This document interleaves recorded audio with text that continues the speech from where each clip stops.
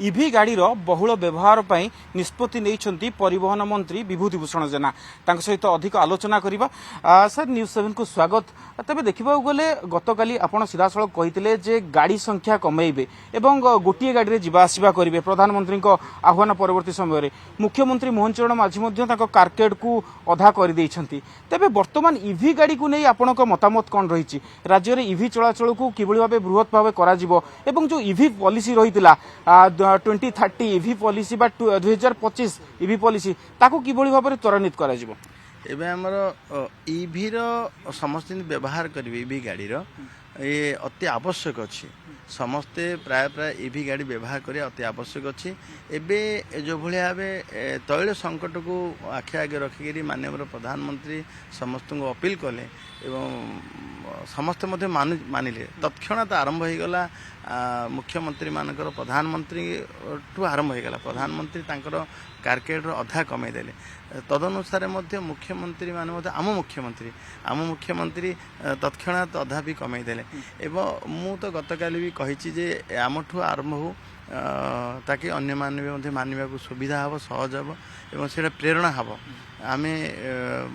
आज इभी गाड़ी व्यवहार करी आज एवं गोटे गाड़ी रे जीवी एपटे इभी गाड़ी प्रचलन पाई ओडिशा सरकार बहुत चेष्टा अच्छी। आपन देखिए EV1 इभी पॉलिसी 1 रे आपन देखिए जिते आम प्रोत्साहन दौलू 50,000 टंका पर्यंत 2 व्हीलर को आम दौलू और 3 व्हीलर को 50,000 दौलू लाइट व्हीकल को 1.5 लाख टका दौलू आटे हेवी को आम दौलू 2 लाख और 30 लाख पर्यंत जो माइन सेक्टर रे बिल्डिंग कंस्ट्रक्शन सेक्टर रे काम करथिबा गाड़ी गुड़ार आम 30 लाख टंका पर्यंत आम सब्सिडी देउछु। वर्तमान जो सिचुएशन नहीं सर वर्तमान जो सिचुएशन रही आप इवी गाड़ी को प्रोत्साहन देवे कहते किंतु देखा गले सरकारी स्तर में अधिक अधिक पेट्रोल डीजेल कार व्यवहार करा किभली भाव कम करा से किभली भाव इवी गाड़ी को व्यवहार करा से नहीं किसी निष्पत्ति रोचे कि इवी गाड़ी आम जिते चलो ताकू चार्जिंग स्टेशन भी आवश्यक अच्छी ना लोकटा हैरान हे एवं अपडेट हो आस्ते आस्ते आस्ते तार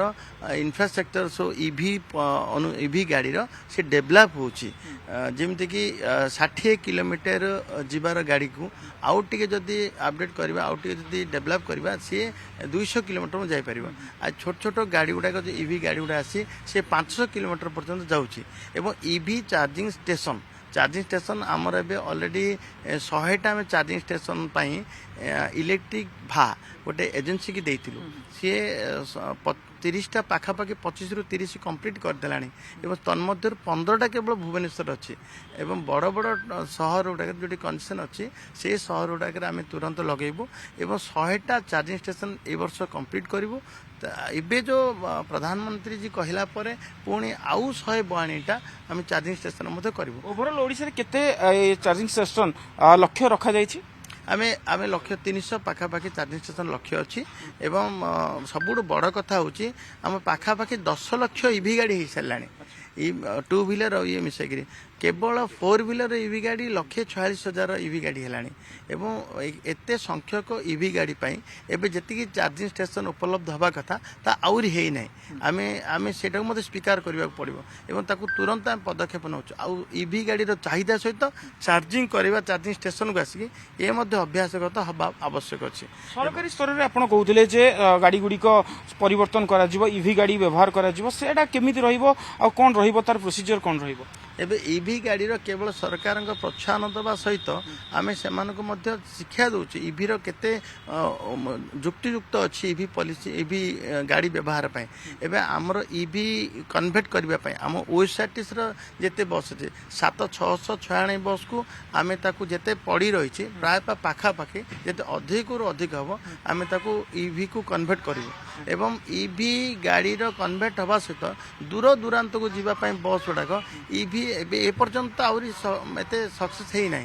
तेणु आम अधिक अधिक इवी गाड़ी को कन्वर्ट करवा एवं जिते ऑफिशियली गाड़ी अच्छी सब ऑफिशियल गाड़ी मत इवी कन्वर्ट करने आमर ये इनफ्रास्ट्रक्चर व्यवस्था करा जीवो। आज मु गतकाली कथा भी होती नुआ आम एजेंसी को डाकबू एजेंसी ये लगेब तार प्लांट लगेब एवं ताको इवी गाड़ी को कन्वर्ट कर ताकि सस्ता हम सुलभ हम एवं लोक मान ग्रहणीय भी हम। सरकारी स्तर में एवं बेसरकारी स्तर में जो अधिकारी माने अच्छी से प्रोत्साहन दि जाऊँगी और सरकारी स्तर में देखा गले अधिकारी मानक प्रोत्साहन दि जाऊँगी से अग्रिम दि जाऊँगी आउ कि भाव देखुं द्वारा इवी गाड़ी किणवा नहीं गोटे प्रोत्साहित है कि सब आम तो आम सरकार तरफ तो प्रोत्साहन आम दौचु किंतु देखु केंद्र सरकार केते चिंतित अच्छी सबुठ बड़ एग्रीगेटर होची ओला उबेर भाया उबेर होची बड़ एग्रीगेटर तार सीओ आसते एवं तार सीओ को सहित सीतारमन जी एवं नितिन गडकरी जी एवं प्रहलाद जोशी जी मते कथा हेले तांको मते रिक्वेस्ट कले जे जेते तुमरो ड्राइवर जेते तुमरो मालिक अछंती तुम पाखे जे गाड़ी लगई छंती सेमान को प्रोत्साहन दियो ताकि सेमान तांको गाड़ी को इवी करिवे। तो सरकार स्तर जेते कि आमे जेते कि प्रोत्साहन दउचु लोकन कहूचु लोके मध्ये ग्रहण करे आरंभ हेलानी कारण सस्ता टिके पड़ुची एवं लोके मध्ये सब चाहूँ देशर हित में प्रधानमंत्री कथा रखापी समस्ते उत्साहजनक भाव काम लगी। शेष प्रश्न रहा आज आप इवी गाड़ी व्यवहार करुँच इवी गाड़ी को आगामी दिन में सबुदिन व्यवहार कर किसी योजना रोचे कि आपंकर निश्चित भाव जदि मु गाड़ी मु इवी गाड़ी व्यवहार करी मत तो लाभ है जे परिवेश गोटे लाभ है मो प्रधानमंत्री कहते समस्त को मुझे ग्रहण कली गोटे लाभ है। द्वितीय लाभ है आम तेलर खर्च भी कमीगला एवं आम नुआ गाड़ी किणु ना आम